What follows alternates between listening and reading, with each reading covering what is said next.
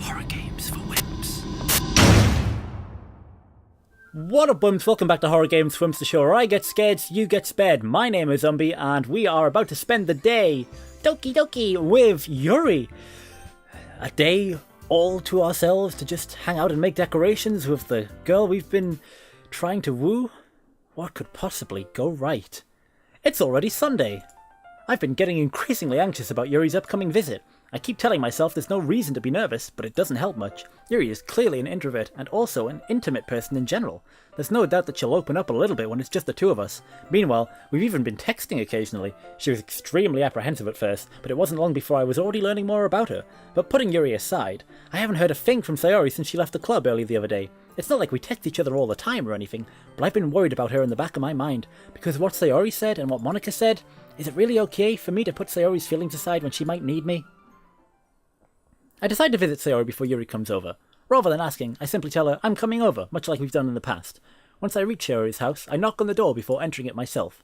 Again, we used to play so often that we've made it a habit of simply entering each other's house like we're family. The house is quiet. Sayori isn't anywhere on the first floor, so I assume she's up in her room. It's already strange of her not to run down and greet me. I head up to her bedroom, where I finally find her. Sayori? Hi, Umby! I sit down in her room. Sayori forces a smile, but it's easy to tell that she's different. There's a minute of silence between us. You haven't come over like this in a long time, have you? I guess you're right. It has been a long time. Not much has really changed, has it? Sayori's room is as messy as it's always been. I also recognize the same stuffed animals and wall decorations that she's had for years now.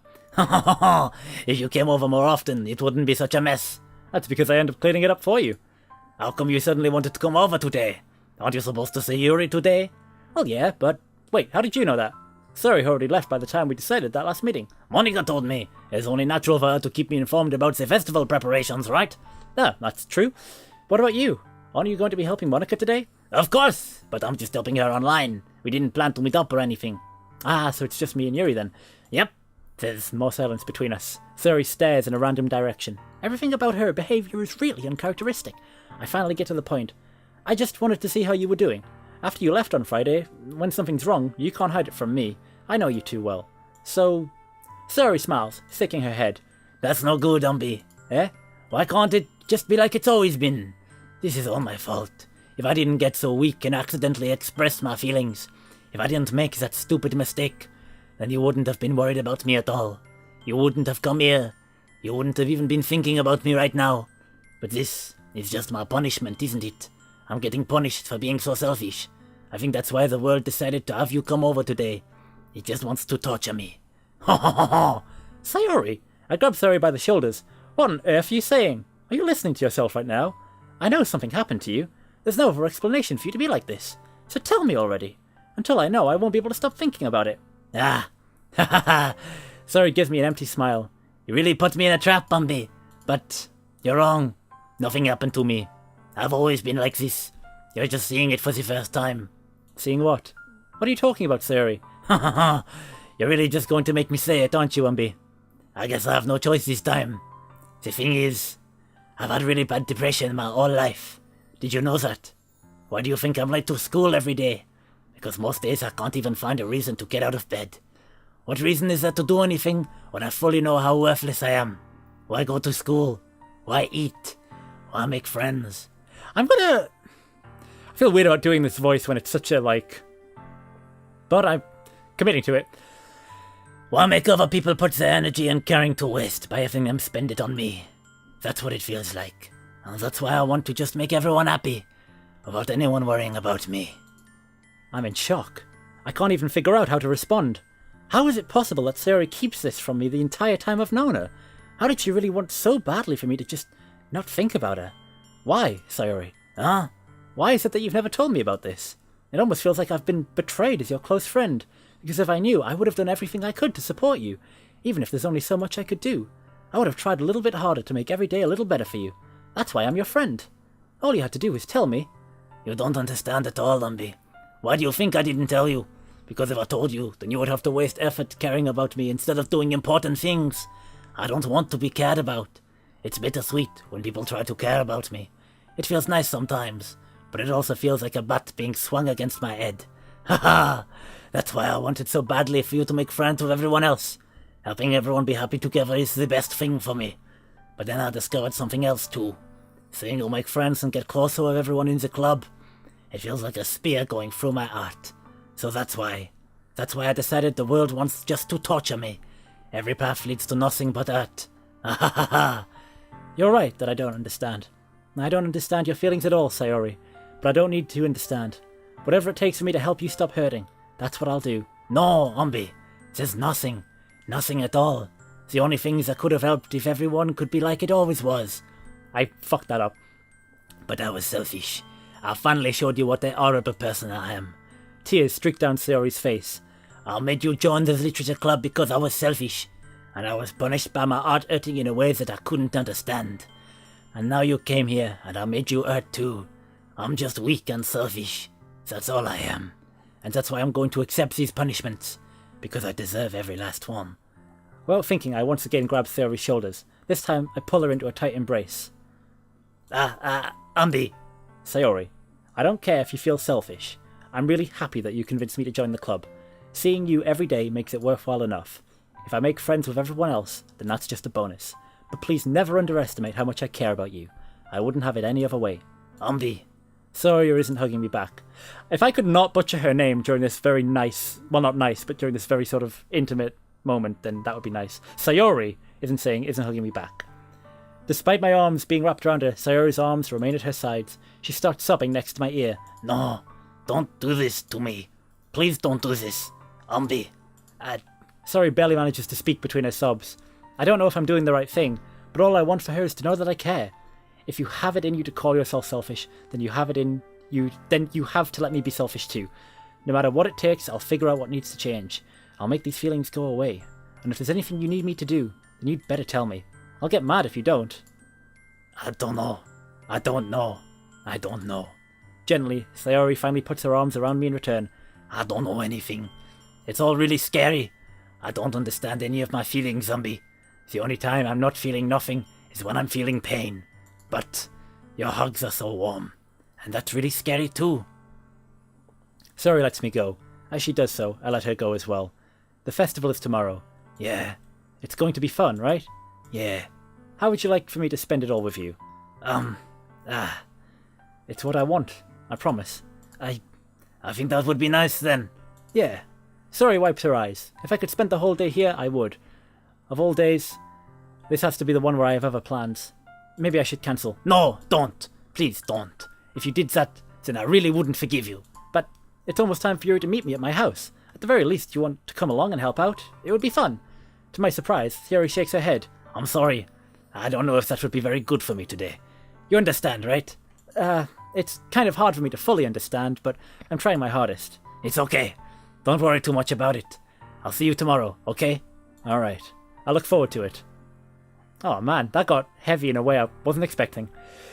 I say goodbye to Sayori and exit her house. On the way home, I find myself feeling uneasy, but it's hard for me to keep thinking about it when Yuri's about to come over too. I think Sayori is right. I shouldn't be worrying too much, and we're definitely going to have a great time tomorrow. I should just focus on what's ahead of me. As I approach my house, I see something that makes me feel a moment of panic. Yuri? Oh, thank goodness. You're a little early. I'm sorry I wasn't home yet. Were you waiting for a long time? No, I just got here, but I started to get really nervous when nobody answered the doorbell. You could have always texted me. If I had known, I would have just reassured you and hurried more on my way home. Oh, I suppose that's true. I didn't think of that for some reason.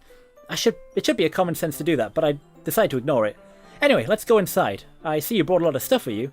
That's right. And did you manage to find everything I asked you to buy as well? Yeah, pretty much. At least, I hope I got everything right. I'm sure it will be fine.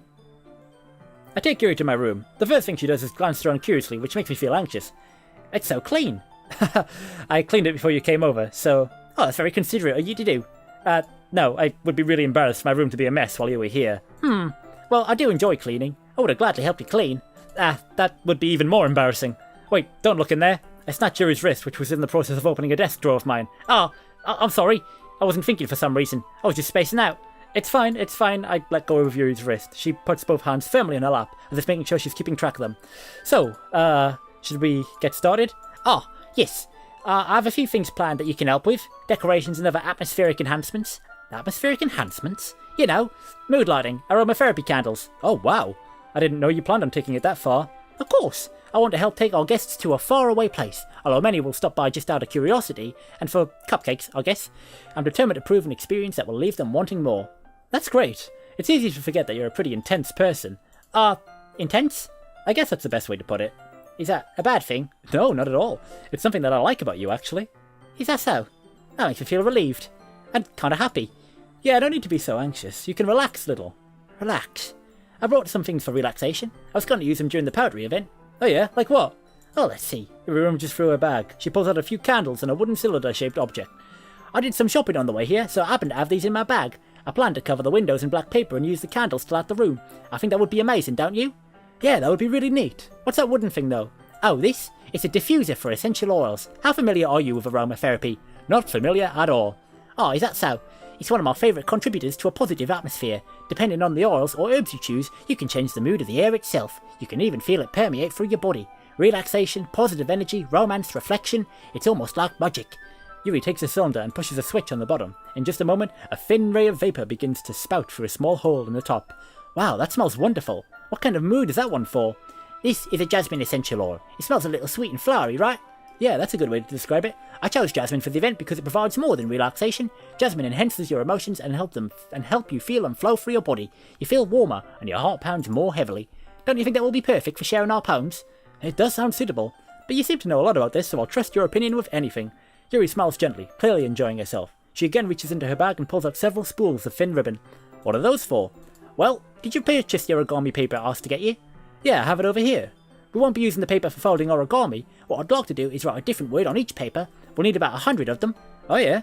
What will those be used for? Well, I'm going to cut pieces of ribbon on to hang from the doorway of the classroom. Then we can fasten the paper onto the ribbons to create a doorway curtain. Wouldn't that be beautiful? It would also catch the eye of those passing by the room. It may attract some to peek inside. That's really creative. I had no idea you'd be so good at this, Yuri. Is that so? Well, I suppose I do get a little intense, as you put it. Yuri giggles with red cheeks. Is it just me, or is she more relaxed when it's just the two of us? Or maybe it's the excitement she feels from sharing something that she enjoys. Here's a marker, Umby. You can write any characters you want. I'll help you once I finish cutting the ribbons. Ah, alright. Sitting on the floor together, the two of us get to work. I carefully draw a different character on each paper, doing my best to manage my bad handwriting. Yuri unravels a long strand of red ribbon to her desired length. Then she reaches into her bag once more and pulls out a pocket knife. The knife is strangely beautiful. The silver handle has an intricate pattern of waves etched onto it. The blade itself is gently tinted blue. That's no ordinary pocket knife. That's not a knife. This is a knife. It looks really fancy. Well. Embarrassed, Yuri looks away. What is it? You're going to think it's weird. Yuri, whatever it is, I have no reason to judge. To each their own, you know? If you promise you won't be weirded out.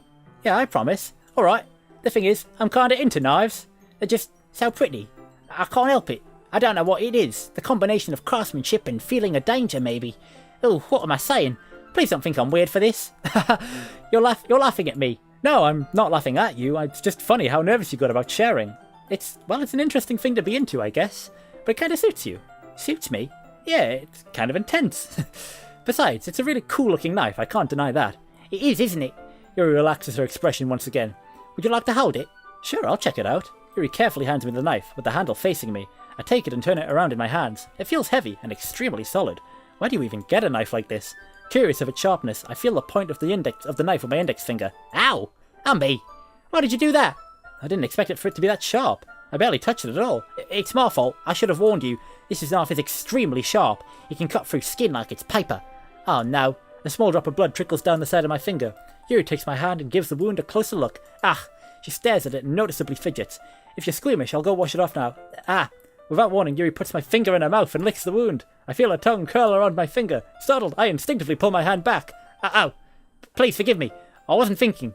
Yuri lowers her head, her face burning up. Yuri, that's the most embarrassing thing I've ever done. How could I do something like that? I'm sorry. Sure, it was a little weird and it took me by surprise, but I guess she was just trying to help, right? Yuri, I think you're overreacting a little. She doesn't lift her head. What if she doesn't recover from this for the rest of the afternoon? Alright, you know what? This might be a stupid thing to do, but I do it anyway. I take Yuri's hand and lick her index finger in return. Ooh, it's getting spicy! Umby! Did you really just do that? Now we're even. Yuri looks at me like I just did something wrong. I knew that would be a bad idea. If not for the sweet aroma of jasmine oil, the air would be extremely heavy right now. You sound weird, Umby. Yuri giggles shyly. Eh? You're calling me weird? I have no response to that. Why do you keep your bandages? I don't think I need one, actually. It was a tiny cut. Look, it's already stopped bleeding. I see. That's relieving. The tension is quickly lifted. We each resume our respective activities. I watch Yuri's knife cut through the ribbon like it's nothing but air. Meanwhile, I continue to make progress on the paper. Alright, we'll finish up our afternoon with Yuri and see what happens with Sayori and the festival tomorrow. So come back then. Until then, Wimp out.